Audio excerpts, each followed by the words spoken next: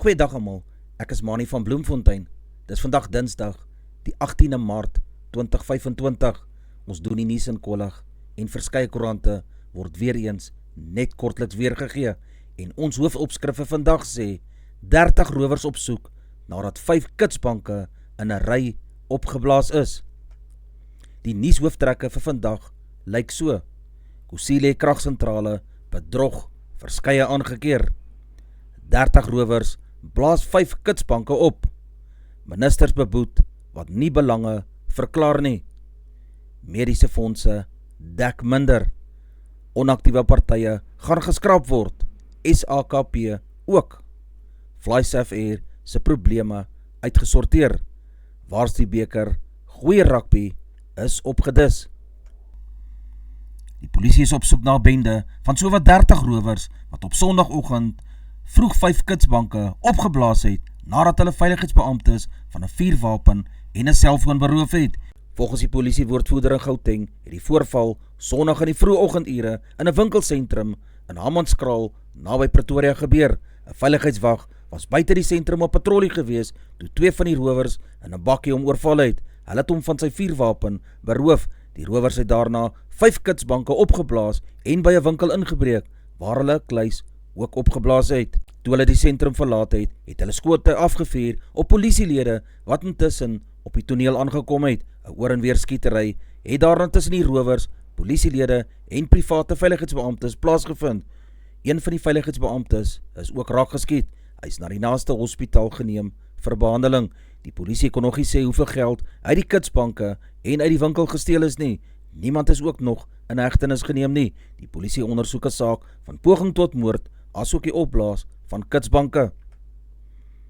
6 verdagtes is die naweek in verband met beweerde verkrygingsbedrog en diefstal wat in 2018 by die Eskom se Kusile steenkoolkragstasie gepleeg is, aangekeer. Hulle sal na verwagting in die Landdroshof in eMalahleni, Mpumalanga moet verskyn.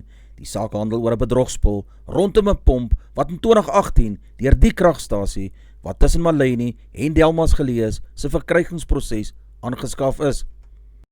Nog 4 verdagtes is Saterdag in 'n intelligensiegedrewe operasie wat deur Majok geaktiveer is, in hegtenis geneem. 'n Voormalige verkrygingsbestuurder van die kragstasie is onder die 4 verdagtes. Die polisie het in die operasie beslag gelê op 'n handwapen, 'n geweer, ammunisie en 'n skootrekenaar, asook verskeie selfone. Die polisie ondersoek duur tans voort. 'n Minister en 3 adjunkministers is onder 9 LP's wat deur die parlement beboet is, omdat hulle die sperdatums gemis het om hulle finansiële belange te moet verklaar. Die gesamentlike komitee oor etiek en ledebelange in die parlement het die 9 boetes wat wissel van R10.000 tot R12.500 opgelê. Onder hulle is Marupeni Ramokgopa, minister van beplanning, monitering en evaluering, die adjunkminister van vervoer, adjunkminister van openbare werk en infrastruktuur, asook die adjunkminister van justisie en staatkundige ontwikkeling. Die ander LP's gaan ook in die parlement berisp word. Die 454 LP's moes teen 14 Oktober hulle ledebelange verklaar het en opleiding is ook aangebied om hulle te help om die nodige dokumentasie op te laai. Ramokgopa het geen redes aan die komitee verskaf waarom sy die spertyd misgeloop het nie. Sy het eers op 21 Oktober 2024 haar belange verklaar en geen redes verskaf nie. Sy is 'n geleentheid gegee om skriftelike vertoë te rig oor die boete wat opgelê moet word. Die lid het geen vertoë oor hierdie boete gelewer nie. Sy is met R10.000 beboet. Ebrahim Rasool, Suid-Afrika se ambassadeur in Amerika, moet teen Vrydag sak en pak uit Washington wees. Die presidentsie het Saterdagoggend bevestig dat die Amerikaners Rasool gaan uitskop in 'n amptelike brief wat die Amerikaanse regering Vrydagnag aan die Suid-Afrikaanse regering gestuur het. Verder word ambassadeur Rasool as onaanvaarbaar beskou vir enige toekomstige akkreditasie as lid van 'n Suid-Afrikaanse afvaardiging in die VSA. Die kloof tussen wat mediese fondse dek en wat die koste van behandeling deur spesialiste in hospitale is, word al hoe groter. Die gapingsdekking is versekering wat die verskil dek van die koste van behandeling in hospitale en wat mediese fondse tans dek. Sonder gapingsdekking sou die polishouers astronomiese bedrae uit hulle sakke moes opdok. Van al die 20 grootste eise het gapingsdekking 40% van die totale kostes gedek. In een geval het die versekering R126.000 betaal, terwyl die mediese fonds net R27.000 of 18% van die hele rekening betaal het. Die probleem is tweeledig. Dokters vra beduidend meer vir dieselfde behandelingsprotokol as in die verlede, terwyl mediese fondse hulle voordele al minder maak. Dit word gedoen om die verhoging in bydraes elke jaar in toom te hou. Die hoofvraag na skaars spesialiste, immigrasie en 'n tekort aan mediese gegradueerdes wat in diens is die grootste bydraers tot die kostespiraal. Die tekort aan vaardighede gaan nog lank 'n probleem wees, omdat die wet op nasionale gesondheidsversekering onsekerheid, disinvestering en 'n uitvaart van medici uit die land veroorsaak het. Bedrog, vermorsing en misbruik is ook aandrywers van die stygende gesondheidskoste, omdat die stelsel van betaal per diens gelewer daartoe lei dat meer dienste as nodig gelewer word. Die verkiesingskommissie, oftewel die OVK, beplan om 192 onaktiewe politieke partye te skrap, onder meer die SAKP en die African Radical Economic Transformation Alliance, oftewel ARETA. Die politieke partye het tot 24 Maart om vertoe aan die OVK te rig oor waarom hulle nie van die register van politieke partye verwyder moet word nie. Die sekretaris-generaal van die SAKP het die naweek gesê, hulle sal maandag die nodige dokumente aan die OVK stuur. Die SAKP, alliansievernoot van die ANC, het in Desember verlede jaar op sy 5de spesiale nasionale kongres besluit dat hy in verkiesings sal deelneem. Die OVK het vroeër gesê, sy besluit om die ANC in verkiesings uit te daag is nie om teen die ANC te werk nie, maar om sy deelname aan die alliansie met die ANC te herstruktureer. Die SAKP sluk nog swaar aan die regering van nasionale eenheid wat die DA en die VF+ insluit. FlySafair Air sê sy stelselprobleme is uitgestryk en passasiers ondervind tans geen probleme nie. Kirby Gordon, woordvoerder van FlySafair Air, het maandagoggend gesê alle probleme is uitgesorteer. Dinge was Sondag om 2000 uur by die Kaapstad lughawe weer aanlyn en sedert 2200 uur in die res van die land. Alle bedrywighede is weer normaal, het hy gesê. Ons het rigsteen oplossings in gevalle soos die om passasiers in te boek, maar daardie proses vat langer. Saterdag het die stelsels wat aan FlySafair Air en Lift toegewys is, tegniese probleme ondervind en die kontrakteur het toe reeds sy spanne op die terrein gehad om die probleem op te los. Ons het in daardie stadium geen insig oor wanneer hulle die probleem sou oplos nie, maar hulle werk steeds daaraan. Gordon sê soos hy die tegniese probleem verstaan het, hou dit verband met 'n programmatuur opgradering. Kliënte wat bagasie wil laat oplaai, word aangeraai om 'n bietjie vroeër op te daag om voorsiening te maak vir langer rye om aan te meld. Nadat milde reën die naweek wyd oor die Noord-Kaap en die Vrystaat uitgesak het, word nog 'n natterige week vir hierdie twee provinsies voorspel. Volgens die weervoorspeller van die Suid-Afrikaanse Weerdiens, sy hoofkantoor in Pretoria, kan geïsoleerde asook verspreide buie en donderbuie van deesweek in die Vrystaat en die Noord-Kaap voorkom. Die Vrystaat en die sentrale en oostelike dele van die Noord-Kaap het Dinsdag 'n 30% kans op reën, behalwe die Oos-Vrystaat waar verspreide buie verwag word. Die Noord-Kaap en die westelike dele van die Vrystaat het Vrydag 'n 60% kans op reën en die sentrale en oostelike dele van die Vrystaat 'n 30% kans op reën. Albei provinsies het Saterdag 30% kans vir reën.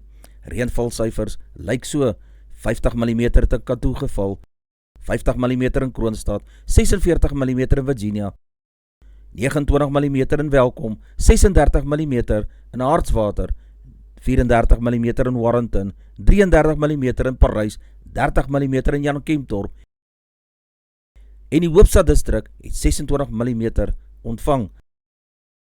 Adjunk president Paul Mashatile lei Sondag 'n afvaardiging na Japan. Die afvaardiging wat hy lei is deel van die regering se plan om handelsbande met ander lande uit te brei.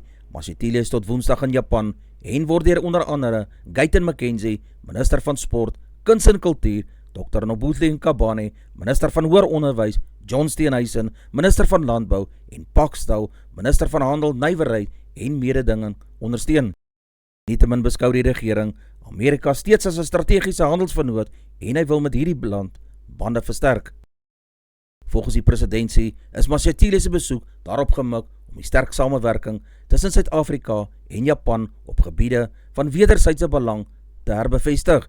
Die twee lande geniet goed gevestigde diplomatieke betrekkinge en vanjaar vier ons 115 jaar daarvan, het hy gesê. Gedurende die werksbesoek sal Mashatile en sy afvaardiging met die Japanse regering en belanghebbendes in die private sektor vergader om Suid-Afrika se ekonomiese groei te bevorder en uitvoere te vermeerder. Duisende mense het gister in die Houthi-beheerde dele van Jemen betoog, 2 dae nadat die Amerikaanse lugaanvalle talle mense doodgelaat het. Volgens beeldmateriaal van die rebellegroep Al-Mashira televisiestasie het betogers plakate van alvalsgewere rondgeswaai en dood aan Amerika en dood aan Israel in die hoofstad Sanaa gedreun sing. Altesaam 53 mense is dood en 98 gewond in Saterdagse lugaanvalle deur Amerika op Sanaa en ander gebiede, volgens die Houthis se ministerie van gesondheid. President Donald Trump het die aanvalle beveel na maande van Houthi-aanvalle op die Rooi See handelsroetes, ondanks 'n onderbreking daarvan met die skietstilstand in die Gaza-strook wat in Januarie begin het.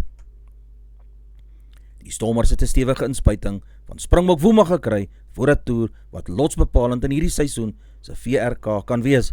Die koerant het betroubaar verneem dat die Springbok agterspelers Sasha Fynberg en Damian Willemse albei van beserings herstel het en fiks verklaar is vir Saterdagse wedstryd teen Scarlets in Llanelli. Die Stormers lê tans 12de uit 16 spanne, maar is nie so sleg as wat dit klink nie. Hulle is 'n enkele ligapunt agter die Leeu's wat 8ste lê. Die Scarlets lê 10de, soos die Stormers het hulle na 12 wedstryde 28 ligapunte gekry. Die Scarlets sal moontlik ook hierdie naweek versterk word met toetsspelers, 3 van hulle agterspelers, Blair Murray wat heel agter is, Alice Mee en Joe Roberts albei vleuels, het Saterdag vir Wallis teen Engeland in die laaste ronde 6 nasies wedstryde gespeel. Die Stormers se lese is om Kaapstad te laat glimlag en die moederstad frons vir 12de op die puntelys. Gelukkig vir Suid-Afrika is Siya Kolisi nie 'n bergfietsryer nie. Fietsry blyk nie een van sy sterkpunte te wees nie. Die gewilde Kolisi was Sondag by die proloog van die Cape Epic op die Merendal landgoed buite Durbanville en het almal se kolle gesteel. Hy het wel 'n paar draaie op 'n fiets gery en soos 'n wafferse deelnemer oor die uitpunt gejaag. Verder moes hy bond staan vir foto's, selfies en geselsies met mense. Ondersteuners het gedoeë in lang rye ingeval. Weereens het die Warsiebeker, wat nou al in 'n gevorderde stadium is, gesorg vir lekker kykgenot vir studente en unie-afrigters wat gereeld kyk vir nuwe talent wat hulle opgang maak in hierdie formaat van rugby.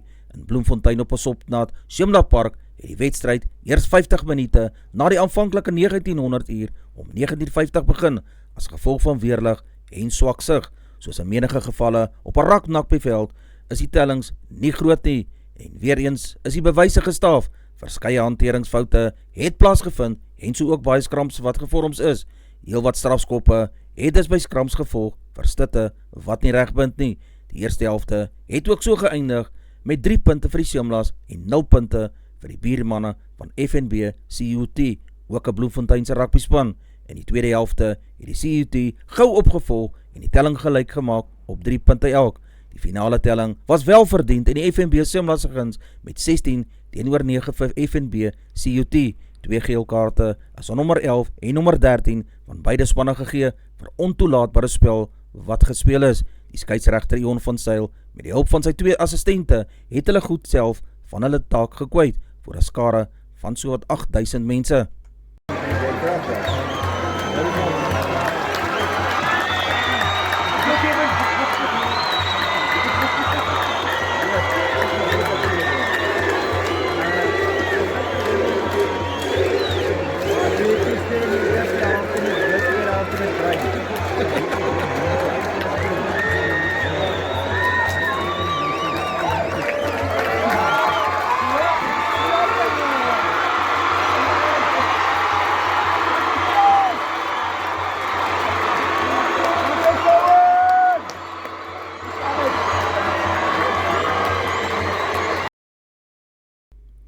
Nog uitslae wat ontvang is, IP Tuks het gewen teen NV Arene met 26 teenoor 27. Wits het 24 punte aangeteken teen UJ se 32 punte. Die Maties het weer eens gewys waarom hulle een van die kampioene kan wees op 31 punte teen die UCT Aikies se 24 punte. Baie geluk aan hierdie wenspanne. Die Bridgejack Draper het die oorweldigende gunsteling Carlos Alcaraz met 6-1, 0-6 en 6-4 verras om die eindstryd van die Indian Wells toernooi te haal en in die proses die Spanjaard verhoed om 'n 3-kuns in die Californiese woestyn te kan voltooi. Draper het verlede jaar die 30 kere by Queen's Club geklop en die slag weer oor die nodige skietgoed beskik. Hy sal teen Denemarke se Holger Rune uit te staan kom in die beslissende kragmeting. Draper was egter slaggereed en het in die derde pot op die Spanjaard se afslaan deurgebreek. Die Brit het met 'n uitstekende afslaan sake buite twyfel geplaas en ook Alcaraz se onoorwonde segetog in die Indian Wells toernooi van 16 wedstryde daarmee beëindig. Met die oorwinning bereik Draper ook 'n nuwe mylpaal in sy loopbaan, aangesien dit die eerste keer is wat hy onder die voorste 10 inskuif op die wêreldranglys. Sou hy ook die eindstryd wen, kan hy self tot die 7de plek vorder. Advertensie van Netwerk 24, teken in vir R124.99 per maand en kry verskeie tydskrifte en koerante. Advertensie van Bloemkeel for you, jy kan vir Dian of Susan by 082-390-3339 skakel, hulle sal die voertuig se registrasie namens jou behartig. Advertensie van Grizzly Bear Academy, ook in Bloemfontein. Sou jy belangstel in MMA, Jiu-Jitsu, Box of Skopbox, voel vry om Coach Warren in Bloemfontein te skakel by 065-989-1472. Ons weerberig vir die streek. Messina 1830, Polokwane 1323, Lephalale 1831, Mbombela 1726, Mahikeng 1827, Pretoria 1625, Johannesburg 1927, Ermelo 1121, Richards Bay 2029, Pietermaritzburg 1722, Durban 2125, Port St. John's 2025, Bethlehem 1324, Bloemfontein 1627, Allewal Noord 1528, Welkom 1828, Vryburg 1828, Kimberley 2130, Appington 2434, Prieska 2031, Springbok 2236, Karasburg 2333, Keetmanshoop 2331, Mariental 2135, Alexanderbaai 1729, Brandvlei 2234, Loederitsbaai 1823, Vredendal 2241, Kaapstad 1827, Sutherland 1528, George 1823, Jeffreys Bay 1923, Cabarra 1825, Graafreinet 1427, Oos-London 1824 en laastens de Aar 18 in die oggend, 29 grade Celsius in die middag. Ons sakenuus wat insluit geldeenhede en hulpbronne. Die rand verhandel teen R18.07 teenoor Amerikaanse dollar. Australiese dollar kos R11.55. Die euro verhandel teen R19.74. 'n pond gaan vir jou R23.48 kos. Die prys van silwer is $33.88 Amerikaanse sent per fyn ons. Die prys van goud is $2.996 per fyn ons. Die prys van Brent olie is $71 per vat. En dan op 'n ligter noot, of nee, moet ek eerder sê 'n swaarder noot, van pampoene. Cornelius Bester, 36 jaar oud van Heidelberg in Gauteng, het vanjaar 'n reus in sy agtertuin gekweek. Griekie die pampoen, wat hy sy ma Magriet genoem het die skaal op 445 kg laat kreën. Dis die tweede jaar agtereenvolgens dat Bester op die Goliath van Gat pampoenfees in Silverton, Pretoria koning kraai met daardie groente wat 'n mens mooi krulhare sal gee. Bester, wat as tegniese voorman by British American Tobacco werk, sê Griekie is 94 dae oud. Hy het vanjaar vir die 4de keer aan die pampoenfees deelgeneem. Dis al vir vandag. Onthou om te like, deel met jou vriende en jou vriendinne en onthou om te subscribe op my kanaal. 'n aangename dag word vir julle toegewens.